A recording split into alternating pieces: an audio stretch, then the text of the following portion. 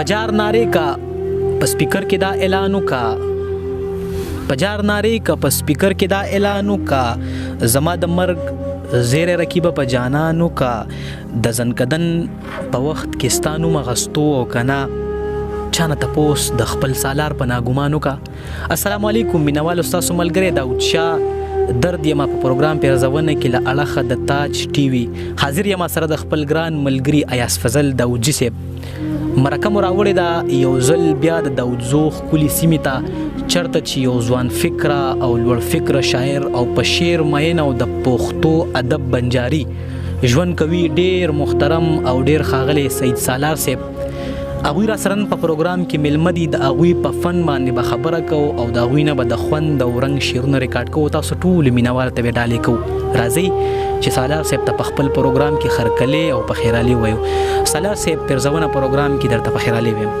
ډېره زیاته مننه داود شاه درد صاحب ستاسو د ټول ټیم او خصوصا د ایاز داودزی صاحب چا چې دا دومره ښکلې ناستې راغونډ دلته یو ناستې جوړ کړو. ډېره زیاته مننه. ډیره مننه سالار صاحب تاسو هم ډیره مننه کوم چې دومره مصروفه وخت کې موږ له دغه ټایم راکو. سالار صاحب که خوښه مې د ژوند په اړه به درنه یو څو پوښتنې وکړم. مینوال غواړي تر دې دمه مو کتاب راغلی دی که نه؟ درد صاحب په نهم جماعت کې هم چې زما یو کتاب ما چاپ کړی یو ګل ګڼزغي او د بل کتاب لا داسې تابعه هم نه ده کړې خو ان شاء الله چې کله چاپ شي او چاپ کېدو مراحل کې دی نن سبا خلاصه نوم هم انتخاب هم ولا نه دی کړی نو ان شاء الله ډېر زر به راشي. مهرباني. الله دیو کې چې مینوالو ستاسو دغه مینه راورسیږي. ګرانه یو څو تپوسونه به درنه وکړم د ژوند د شاعرۍ په دغه لړ کې استاد لرئ او که نه؟ بالکل نیمروزکی صاحب د مټه مغلخیل زما استاد دی او دعاوا د بي ټولنې صدارت هم کوي دی وخت. ګرانه د چا نه متاثره یې په شاعرۍ کې؟ نظم هر څه مې لیکلي دي خو زیات زما لکه غزل خوښ. صحیح ده ګرانه وخت ډیر زیات مختصر دی ټول مینوال غوږ دی که په پروګرام کې مو څه ډالۍ کړو مینوال ته ډیر خوند وکړي. ولې نه جي داود شاه درد صاحب ستاسو مننه.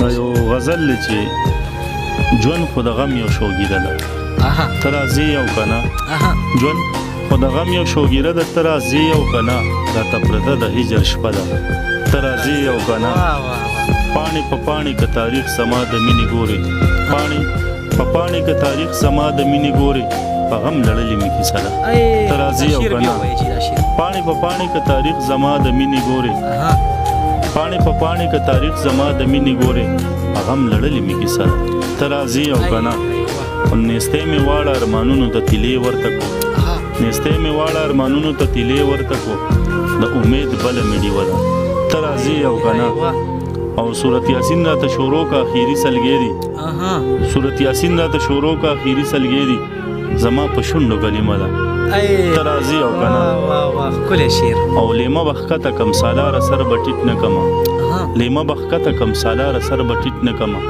وینه زما هم پښتنه ده ته راځې او که نه. ډېر ښه شعر یار ډېر ښه.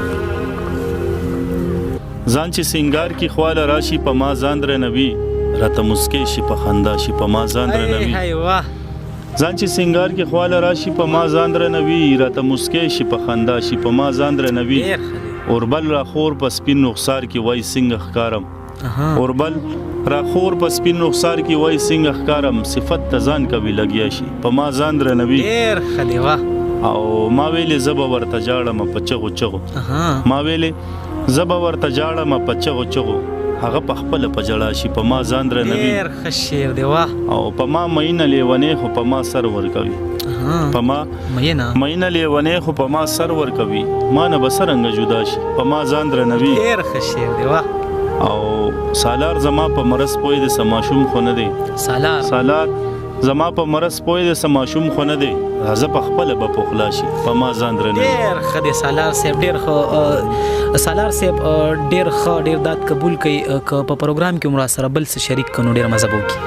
دا یو غزل دی چې څومره خفه څومره حیران پاتې شو څومره خفه څومره حیران پاتې شو چې د وخت لاس کې مې ګریوان پاتې شو مولا یاسین و ما جانان یادو مولا یاسین وی او ما جانان یادو نوم می په شونډو د جانان پاتې شو. ډیر ښه شعر واه. او دلبره خده چې غوسه شوې راته، دلبره خده چې غوسه شوې راته، طوفان د زړه مې په طوفان پاتې شو. ډیر ښه واه. او یار خو رانغلو ما له حد تسپاري، یار خو رانغلو ما له حد تسپاري، په زړه مې دغه غټ ارمان پاتې شو. او چې دې سالار ته چا خیرې کړې وې، چې دې سالار ته چا خیرې کړې وې، چې ته کور کلی ناګومان پاتې شو. واه واه ډیر ښه سالار صاحب، ډیر ښکلي شعرونه، یقینا بالکل مینوالو پتې بلا خوندونه اغستې وي. بل به راسره داسې یو غزل شریک کړي نو ډېره مزه به وکړي. دا یو تازه غزل ما اوس لیکلی دی چې خپل کلي ته ډېره موده پس راغلی وم، نو دا یو غزل و هسې قدرتي امر خو دلته مې ژوند کړی دی، دلته مې سپرلی کړی دی، دلته مې ژوند کړی دی، دلته مې سپرلی کړی دی، ما په دې خاوره کې د مینې بوزغلې کړی دی. او صیبه مینت کوم د کلي نه مې مو باسه، صیبه مینت کوم د کلي نه مې مو باسه، لکه غلام مې ستا خدمت ته نیمې شپې کړی دی. شعر بیا ووایه واه. صیبه مینت کوم د کلي نه مې مو باسه، لکه غلام مې ستا خدمت ته نیمې شپې کړی دی. او چې بسیلی شوه نو زمونږ د کور شړی به نه وه، چې بسیلی شوه نو زمونږ د کور شړی به نه وه، بلها موده مې پکې خوب بې دروازې کړی. ډېر ښکلی. چې بسیلی شو نو زمونږ د کور شړی به نه وه، بلها موده مې پکې خوب بې دروازې کړی دی. او دغه جینۍ به لیونو ته ډېر په سپکه کتل، دغه جینۍ به دل صاحب دغه جینۍ به لیونو ته ډېر په سپکه کتل، دغه جینۍ په خپله خوښه لیونې کړی دی. دا شعر بیا ووایه واه. دغه جینۍ به لیونو ته ډېر په سپکه کتل، دغه جینۍ په خپله خوښه لیونې کړی دی.